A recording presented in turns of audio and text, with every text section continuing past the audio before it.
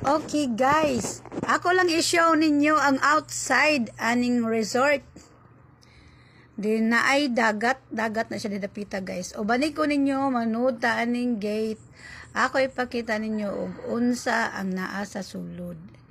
Kining sa right side, mao na diha anha mo diha magbayad. Nya kini gikan sa gate mao na inyo makita. O kanang way padung na ngadto sa pool. Nindot kayo diri dapita guys. Og sa left side mao na diha ang hotel diin na amin diha ang check-in. Og kini siya guys, pwede mo din ha mangaon. Naay daghang kay mga tables din ha. Nya na sila free nga butane, pwede kay mo makaluto. Og kini nga area diri mao ni ang parking area. Di na naka-park ang Lamborghini. Charot lang. Makita sa dinhing dapita ang pool sa adult. Actually, guys, nagdugtong ra na siya ang pang-adult nga pool ug ang sa mga bata. Unya, bugnaw kay ni dinhing dapita, guys, gawas nga sa hangin nga gikan sa dagat nga presko kayo.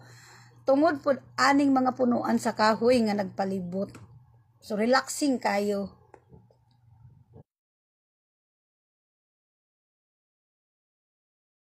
And then, while nag-prepare mi sa foods, guys, nag-prayer sa ang amo ang kinakusgan nga manang akong sister-in-law para makapangaon na ang mga junakis og ang tanan nga mi-attend sa maong birthday.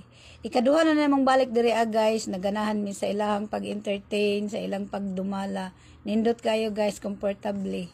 Okay kayo ang mga nag-handle yung in charge ani nga resort.